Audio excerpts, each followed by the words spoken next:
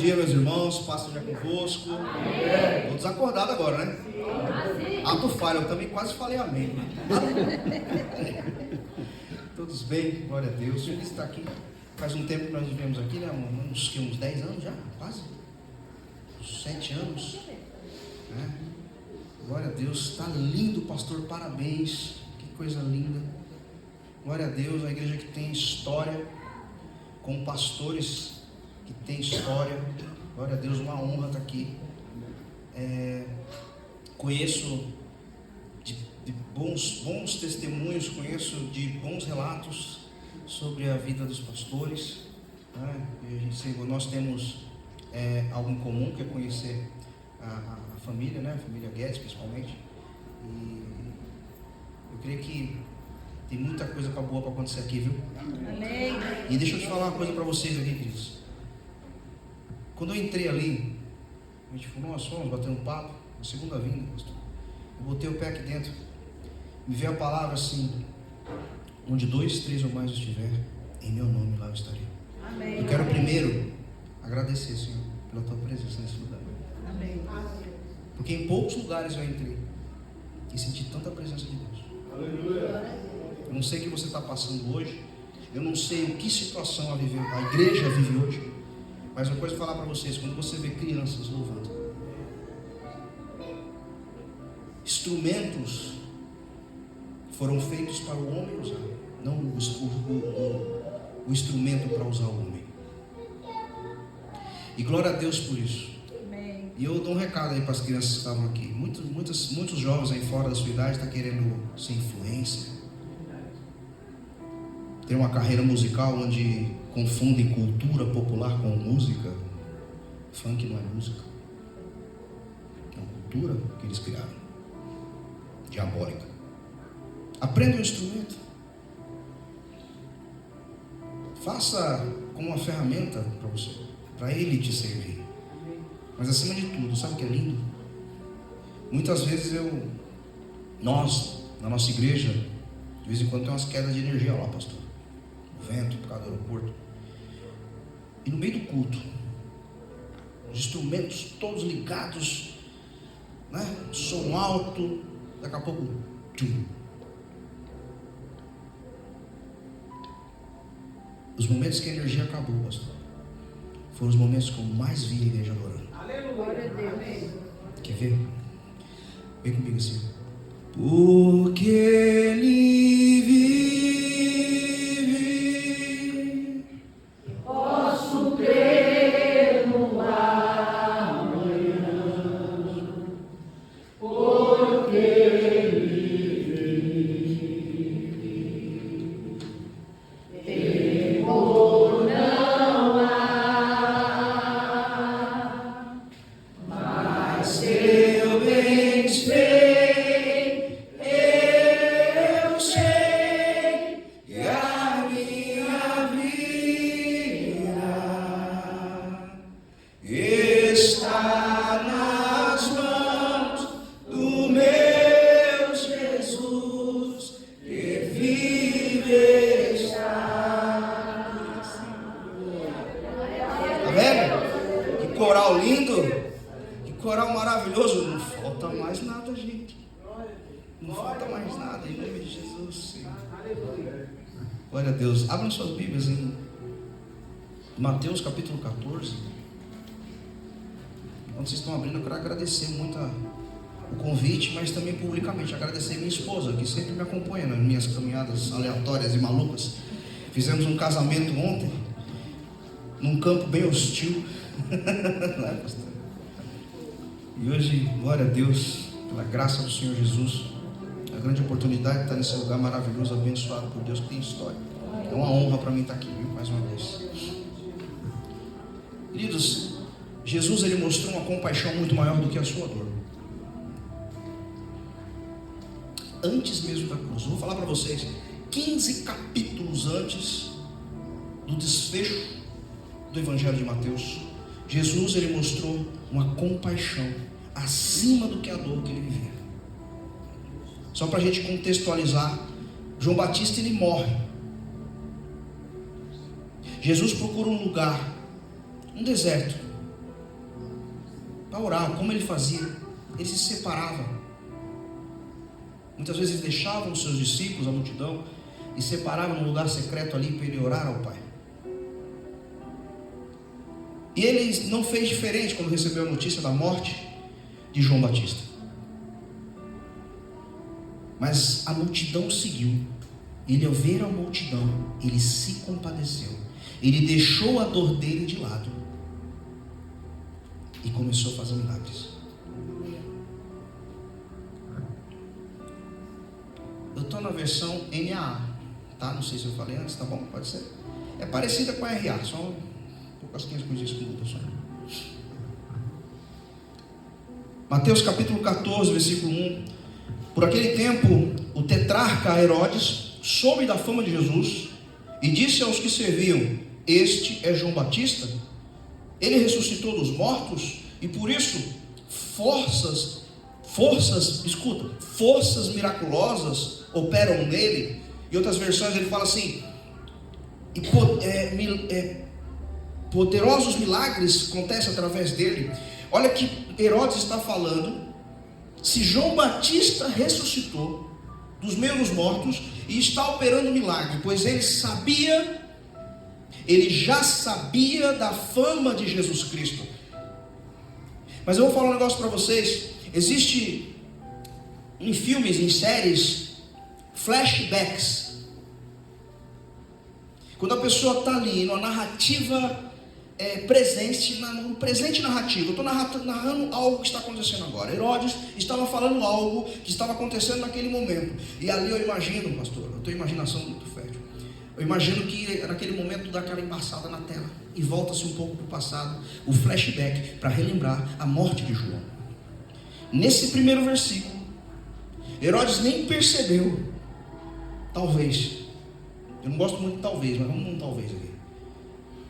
Ele estava profetizando, ele não é um profeta, mas ele estava anunciando a ressurreição de Jesus e os seus milagres, antes mesmo de acontecer.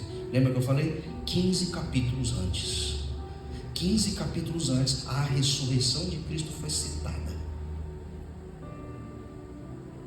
Versículo 2, versículo 3. Porque Herodes, havendo prendido, aí veio o flashback, tá? Porque Herodes, havendo prendido João, amarrou e pôs na prisão, por causa de Herodias, mulher do seu irmão Filipe, pois João lhe dizia: vocês não têm o direito de viver com ela. Embora Herodes quisesse matá-lo, tinha medo do povo, porque considerava João um profeta.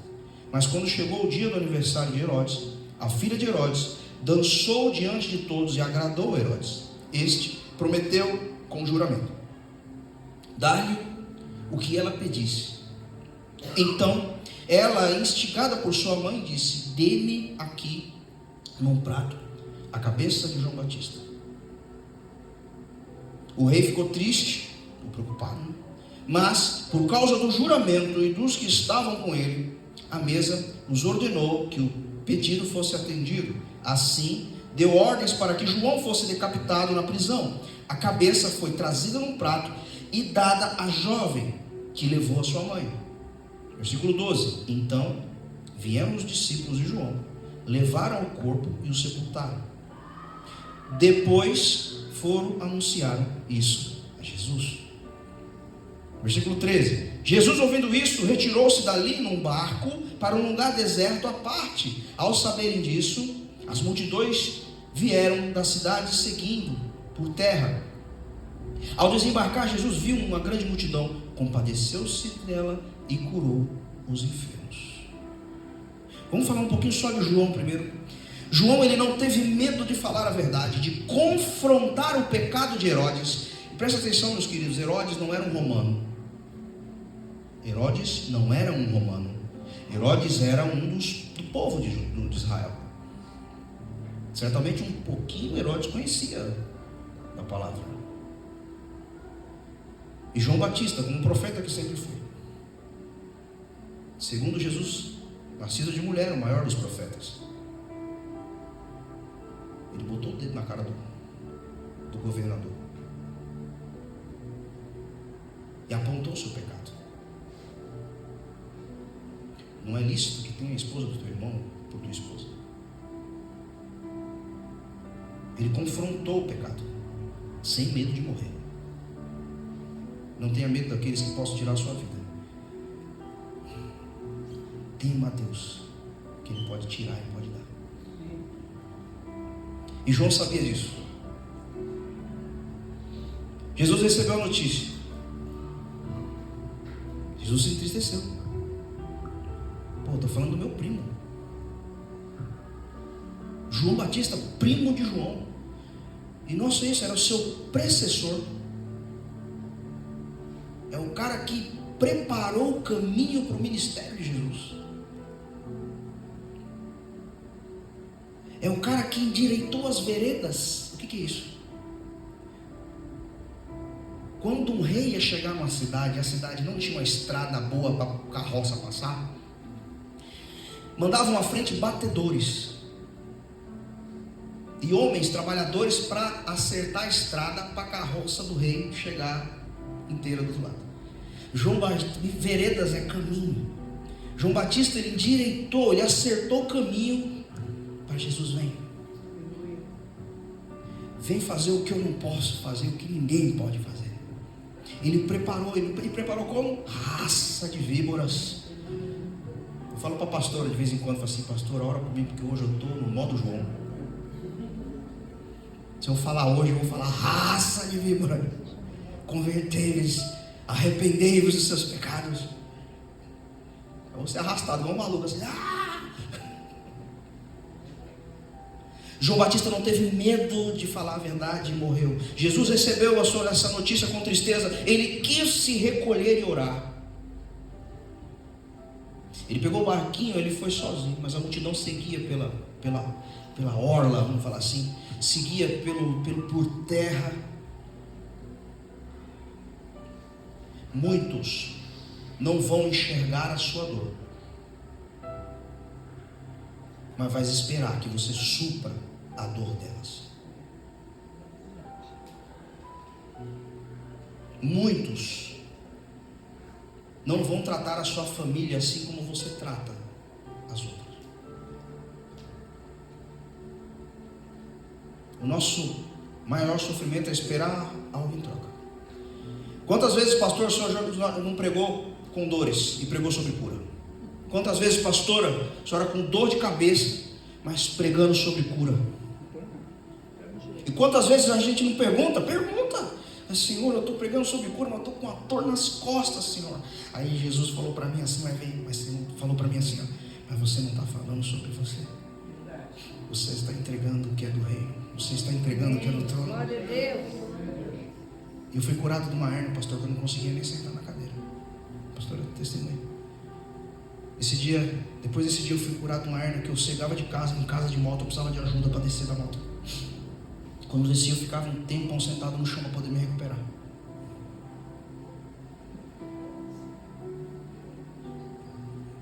Confirmação da palavra, pastor.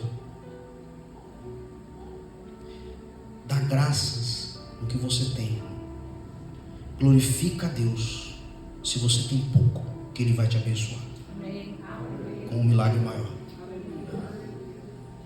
Jesus não foi a primeira, não foi a última vez, nem a primeira que Ele se compadeceu e deixou sua dor de lado.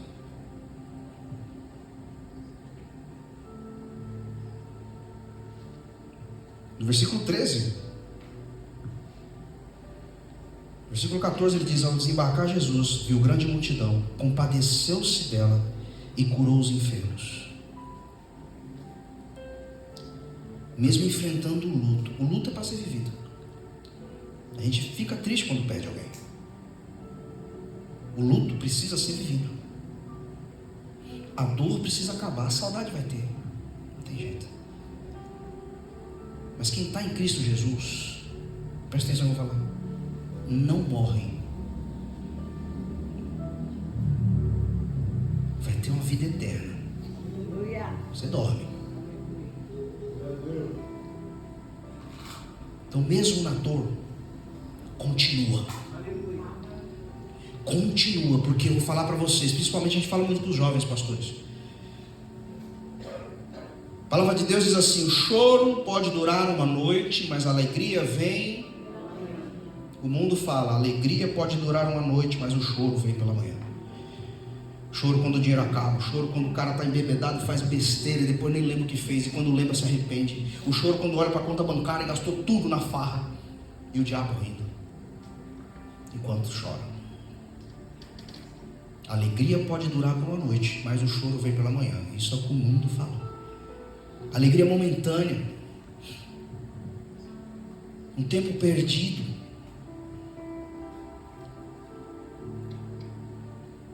A dor pode nos visitar um dia,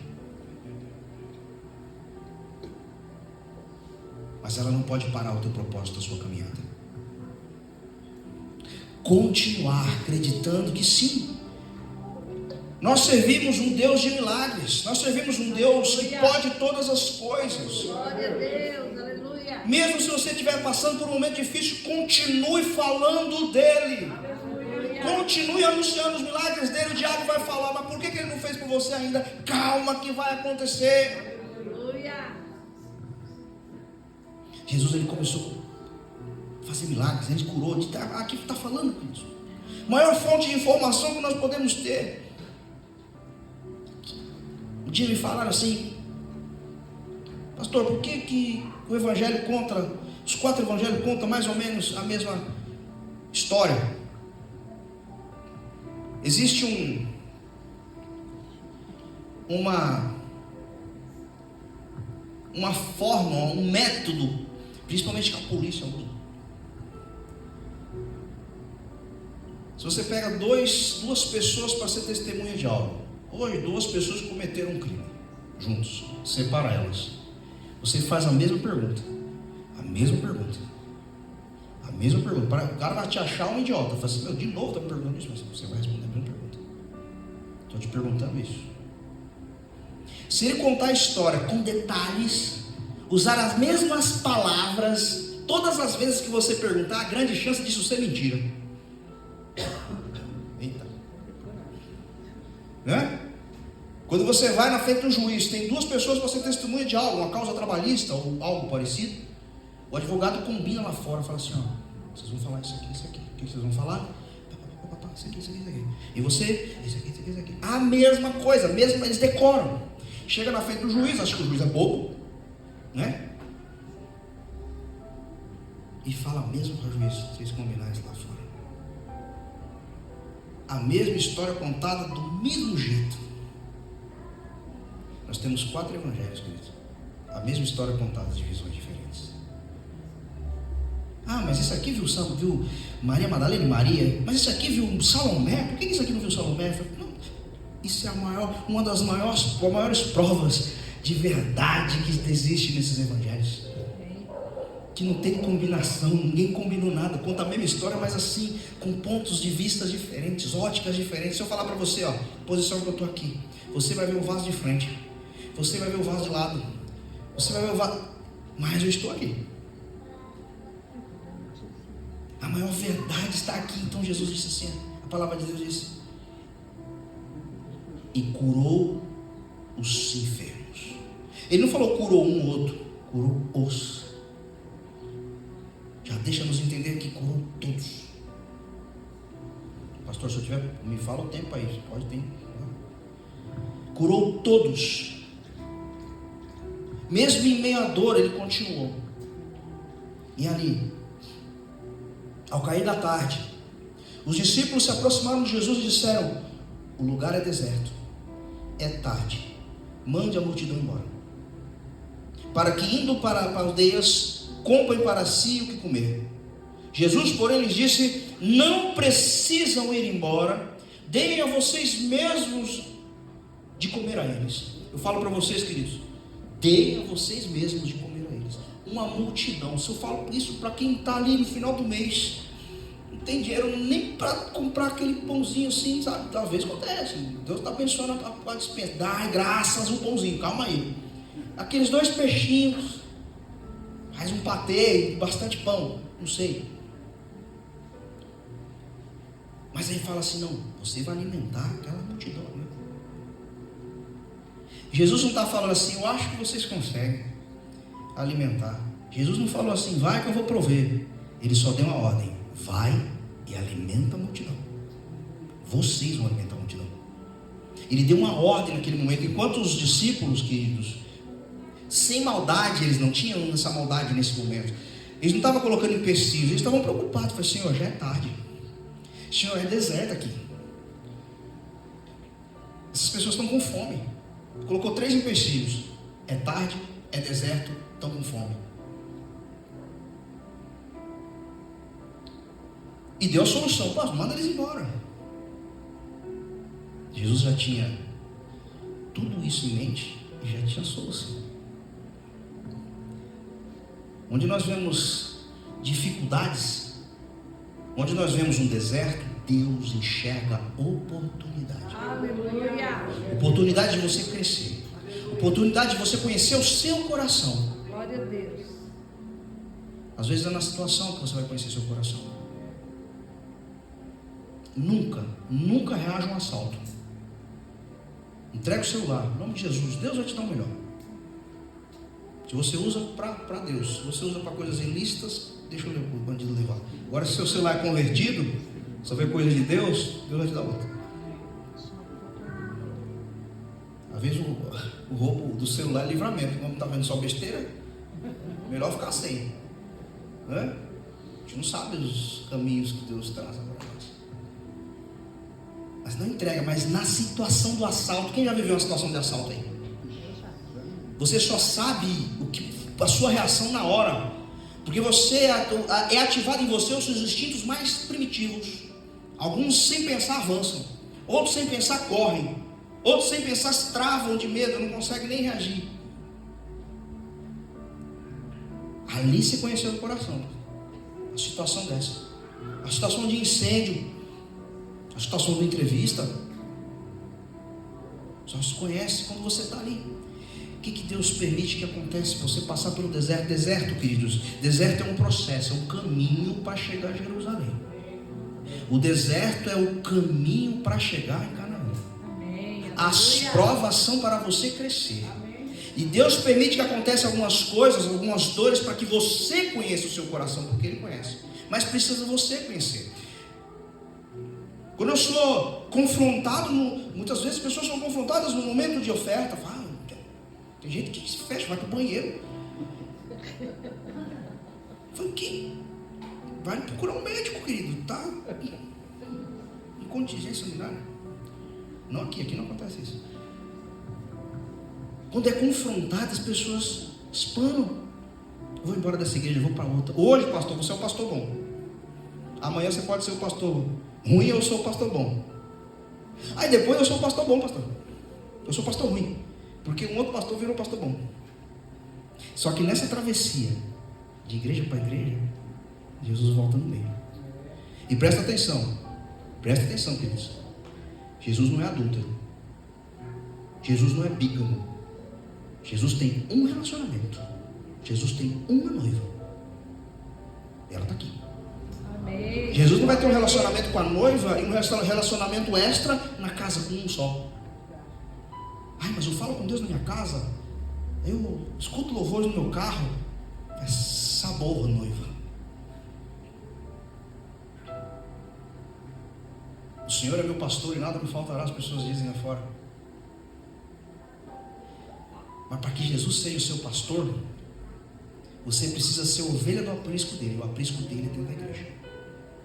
O aprisco dele está aqui.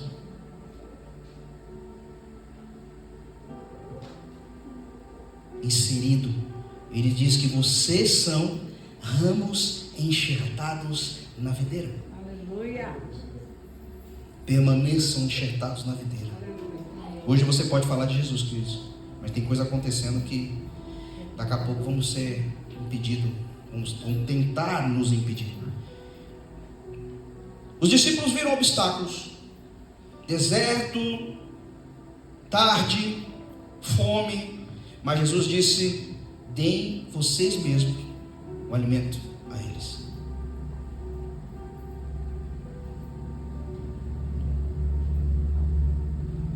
Eles responderam a Jesus: não temos aqui, no versículo 16 ainda, tá? não temos aqui senão 5 pães e 2 peixes. E Jesus, tragam esses pães e peixes aqui para mim. E tendo mandado que a multidão se assentasse, em vez de mandar embora, mandou: se assenta, querido, se acofoda aí. Um pantinho, uma pedra, uma areia fofinha, fica aí, calma aí, que o alimento vai chegar. Trago esses pães e peixes até aqui, até a mim, e tendo mandado que a multidão se assentasse sobre a relva, pegando os 5 pães e 2 peixes, erguendo os olhos ao céu, abençoou. O que ele fez? Ele pegou os 5 pães, aquele pouquinho, num ato de gratidão e pedindo as bênçãos do Senhor. O pouco, pastor, dar graças no pouco, não foi isso que você disse? Eu está ali, meu coração queimou e confirmou: é isso mesmo. Que muitas vezes a gente fala: isso, Senhor, você quer falar? E a gente vai pregar em igrejas de amigos assim, de igrejas abençoadas, a gente fica com temor. E esse temor, em nome de Jesus, fica para a vida toda. A gente diz: Senhor, é isso mesmo, Senhor, é isso mesmo. Aí está aqui, dai graças no pouco. É isso mesmo, Senhor. Obrigado pela sua confirmação. E continue usando a pastora cada vez mais, em nome de Jesus. Queridos, você pode ter na sua despensa só aquele arroz, mas hoje você vai comer o melhor arroz da tua vida. Amém. Porque você vai olhar para o céu e dar graça. Glória a Deus. Se você não valorizar o pouco que Deus coloca na tua mão, como é que Ele vai te abençoar com mais? Tem muita gente que pega um carro zero, glorifica, vem dar testemunho, no outro domingo some. Passa 3 semanas, você está 3 vezes na praia. Eu falei: pô, mas podia ir uma só e 2 para Deus? Está contabilizando errado. Que matemática doida é essa, cara? Deus te abençoe e você some. Então foi Deus que te deu, não. Repreende, larga isso aí. Ou recebeu uma bênção que não estava preparado para receber. Valoriza o que Deus colocou na tua mão. Eu estou falando agora de vidas. Valoriza as pessoas. Um dia, pastor, eu falei para um outro pastor da igreja X, falei: pastor, estou fazendo tal, eu sou coordenador de jovens de Guarulhos, estou fazendo tal evento para a gente dar um esquenta para o congresso estadual. Vamos levar o maior número de jovens aqui para ser abençoado nesse lugar. Vamos. Aí eu respondi assim: mas eu só tenho um. Falei: pastor, se me perdoe com todo respeito, nunca mais falar isso, porque se ele escuta isso, você já está depreciando ele. Falei: eu tenho um, eu vou investir nele. Eu tenho um. Esse um Deus vai usar. E não é para encher a igreja, queridos. É para anunciar e pessoas ser salvas, conhecer a Cristo, receber o alimento. Agora eu vou falar para vocês: vão e alimente-os. Depois de ele ter erguido e dado graças,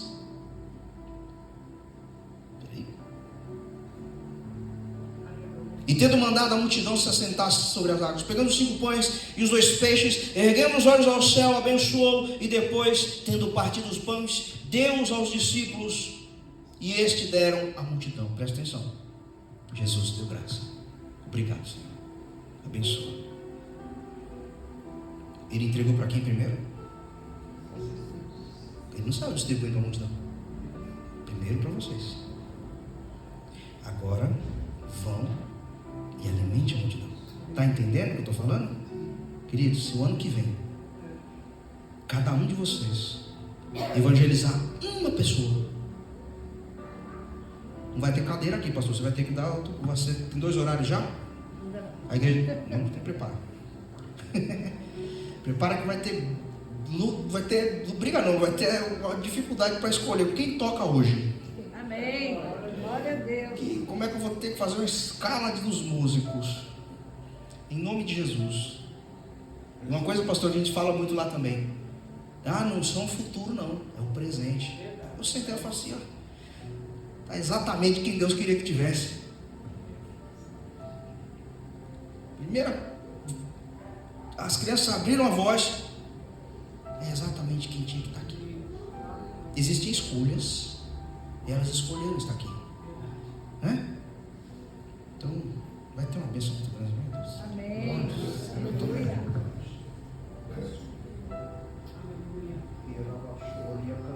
Glória a Deus. Aleluia. Louvado seja o seu nome, Senhor. Esse lugar deserto deu oportunidade para as pessoas viverem milagre. A dor não impediu, os empecilhos não impediram. E ele fez milagre. Ele entregou os discípulos.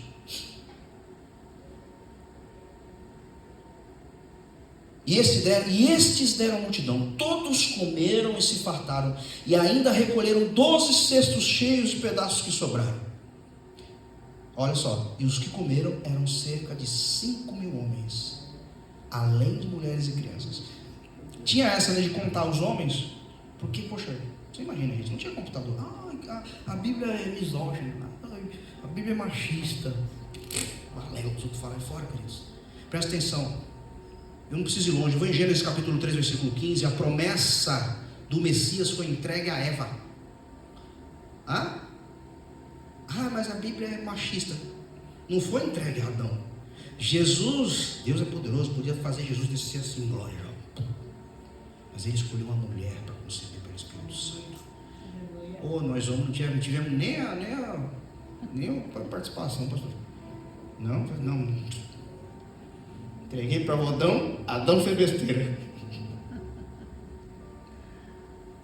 Por que Adão fez besteira? Mas foi a mulher que falou assim, não, ele podia ter falado não, mas ele falou certo. Se ele falasse não, Deus entregaria uma outra. Mulher, você é valorizada pelo Senhor. Você pode ser desvalorizada pelo lá fora. A militância lá fora pode tentar falar para você, tentar botar na sua cabeça que estão tentando te derrubar, estão tentando te botar ser menor. Acorda, vocês são usadas para trazer vida. Usadas para trazer vida. Jesus, ele se revelou, ele falou assim, olha, algumas versões falam, esse sou eu que vos falo. Jesus, ele nunca tinha falado diretamente que era o Messias, mas para a mulher samaritana ele falou. Ele se revelou para a mulher samaritana. Você está entendendo? Então a Bíblia não é machista, é porque não tinha, meu Deus, não tinha computador, não tinha, assim, era mais fácil você contar um exército contra os homens. E ali você faz uma média, vamos fazer junto? 5.000 homens, vamos falar assim, desses 5.000, 3.000, vamos lá, 4.000 eram homens casados. Vamos falar que 1.000 eram jovens. 4.000 casados, vamos chamar em 4.000 mulheres, mais 1.000 jovens, 9.000 pessoas. Vamos imaginar assim que esses 4.000 casados tinham cada um filho, tinha mais, 4.000 filhos, 13.000 pessoas, tá? Eu estou aqui contabilizando mais ou menos, fazendo uma média, com a margem de erro bem grande, de aí mais ou menos de 17.000 pessoas a 13.000 pessoas estavam aqui, queridos. Eles só contaram 5.000 homens, só a gente está aqui especulando, tá? Essa conta a gente pode fazer, tá? Mas não faça nunca a conta que Jesus vai voltar, tem pastor fazendo aí, tem gente fazendo, eu fiz uma conta aqui, falei, meu Deus, vai errar feio. Chegar o dia vai ficar com a cara de tacho.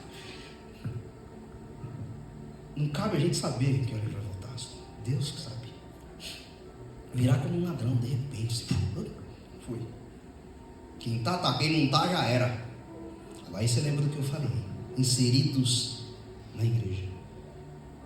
Aí, queridos, ele vai lá, alimenta, então esse mundaréu de gente, né? Vamos lá, mais ou menos 13.000 pessoas, chutando ali, considerando mulheres e crianças.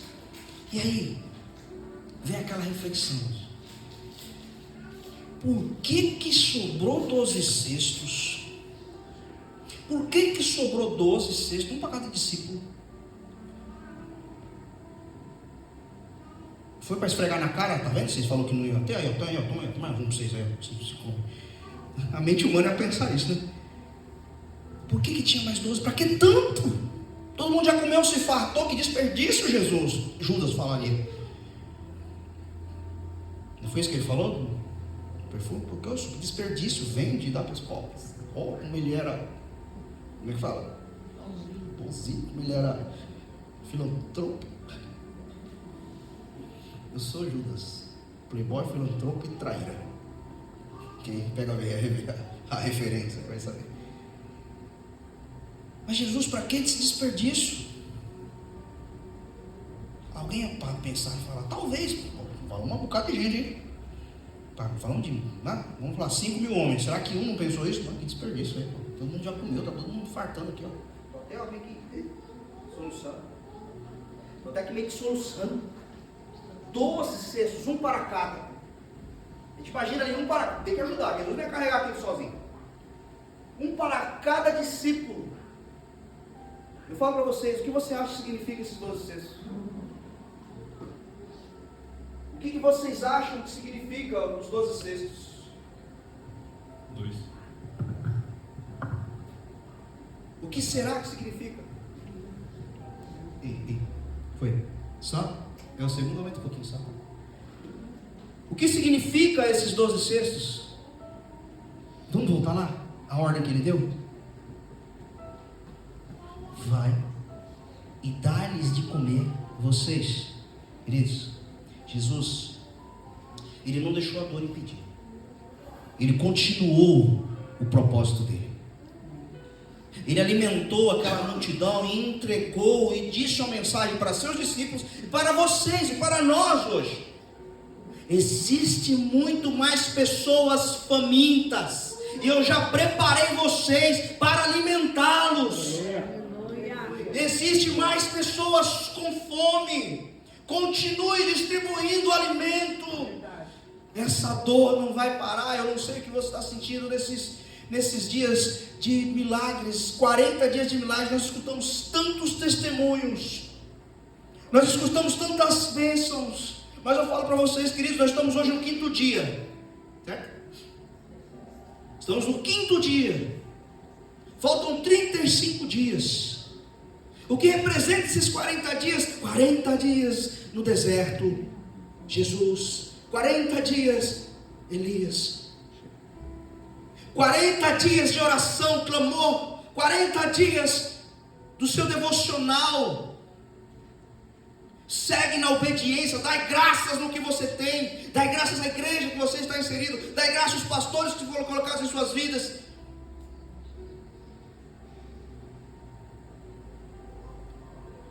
35 dias para que nós possamos mudar a chavinha e entender que o nosso problema não é maior do que o nosso Deus. 35 dias, para quem não entendeu ainda, dai graças à sua família, dai graças ao alimento que ainda tem, dai graças pela saúde, dai graças porque não é pior. Valoriza o que você tem. Que no final desses 40 dias, depois eu quero saber, pastor. Eu quero ver os testemunhos. A sua dor não vai te parar. A sua dor não pode te parar. Sabe por quê? Essa dor emocional que Jesus estava sentindo, uma perda, é muito pouco, não era nada comparado com a dor que ele ia sentir. E não ia desistir por causa de mim e de você. 15 capítulos depois, 14 capítulos depois, ali no penúltimo, antepenúltimo capítulo, ele sentiu a dor e continuou se compadecendo, até daqueles que o maltratavam. Ele se compadeceu, ele olhou ao céu e falou: Pai, perdoa-os, eles não sabem o que fazem.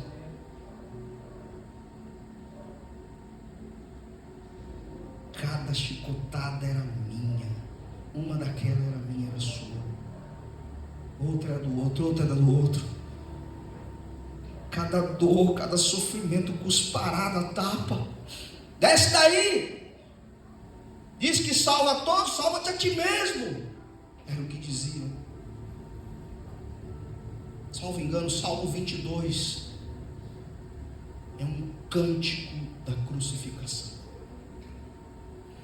As vestes foram rasgadas, as suas roupas foram lançadas para o sorte, jogando sorte no pé da cruz.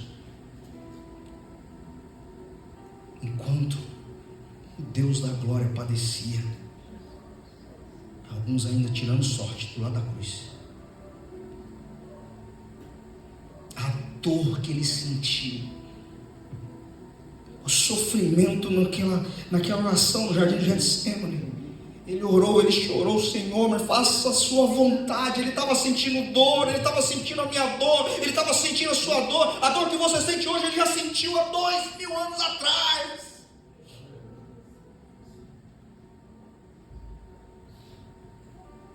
A tristeza que você sente, a perda que você sente, ele já sentiu.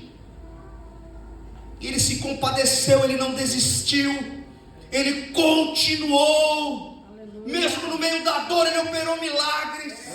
Ele podia sim fazer João ressuscitar.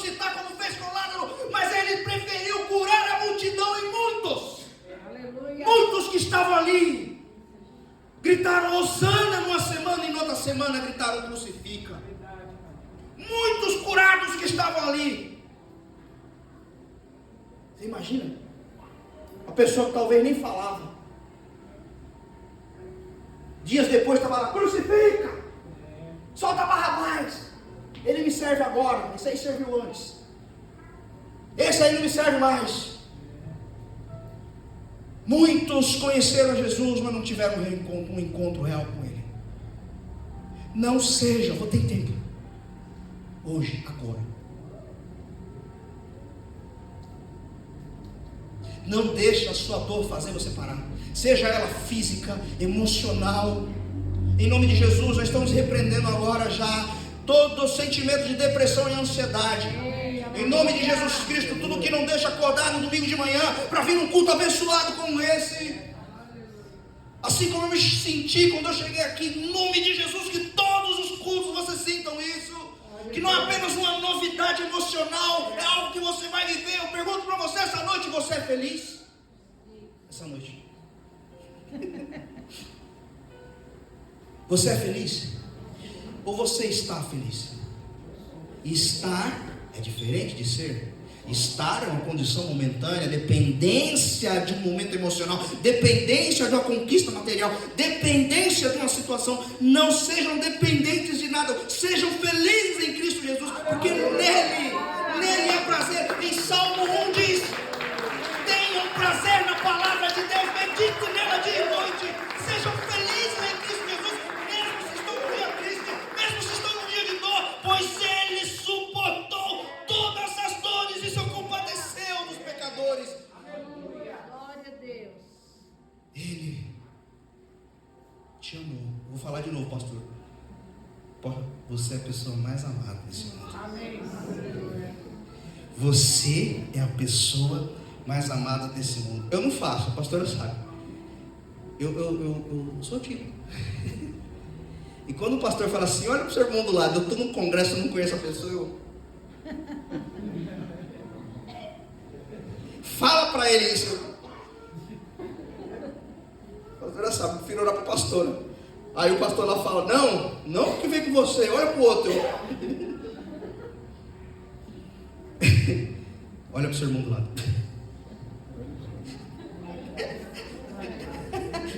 Mas não para quem está com você, para o outro lado. Tá, Senhor, deu o troco. Não é culpa dele. Fala para ele assim, ó, você é a pessoa mais amada desse mundo. Glória a Deus. Você é a pessoa mais amada desse mundo. Sabe por quê, queridos?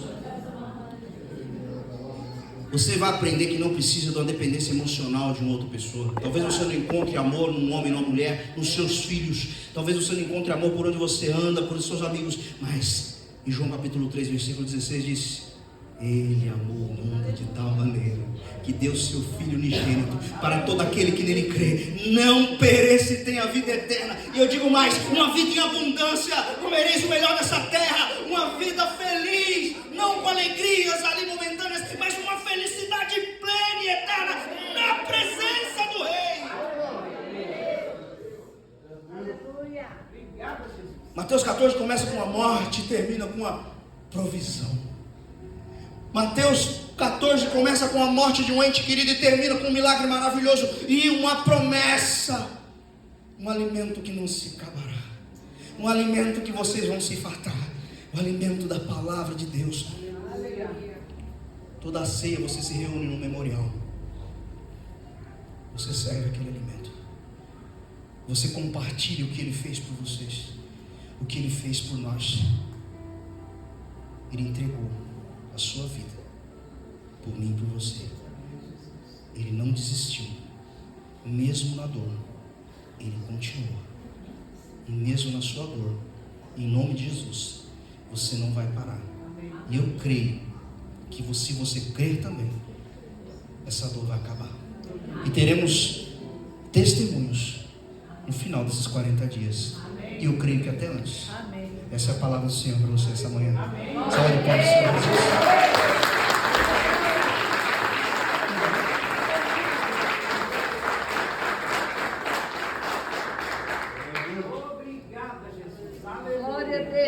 Aleluia.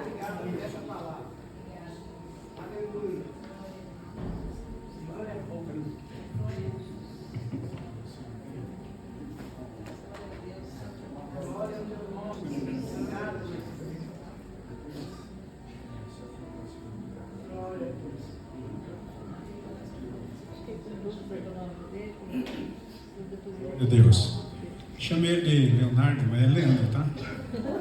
É que o Léo chama ele de Léo, Leonardo. Né? Mas tá tudo em casa. Amém. Meu nome é Everton. Everton? Leandro. Só que o vô, meu avô, ele não conseguia falar Everton. Aí ele ficava bravo. E uma das minhas tias foi lá e falou, não, vamos chamar ele de Léo. Aí ele gostou do Léo. 46 anos passaram e a família não me chama de Everton. Eu cresci com o Léo. Eu gosto do Léo. A igreja não fala Everton, ninguém conhece Everton. Mas conhece o Léo. Sabe quando eu me apego? Porque assim, ó, Deus vai me dar um novo nome, um novo corpo, um cabelo mais pretinho, uma barriguinha trincada, um olho verde, talvez, né? Pastor cabelão, fazer assim. Glória a Deus. Quem não sabe, ele é teórico, professor do ITQ, da nossa sede, lá do Bilac. Vocês viram que bênção a palavra? Amém? Foram abençoados? Amém. Glória a Deus. Vai vir outras vezes aqui, tá bom? Amém? Deus te abençoe. Essa mensagem vai estar no YouTube, viu? Depois vocês vejam lá, reflitam novamente, tá bom? A pastora gravou, vai colocar no YouTube, tá bom? E aqui é Vila Maria.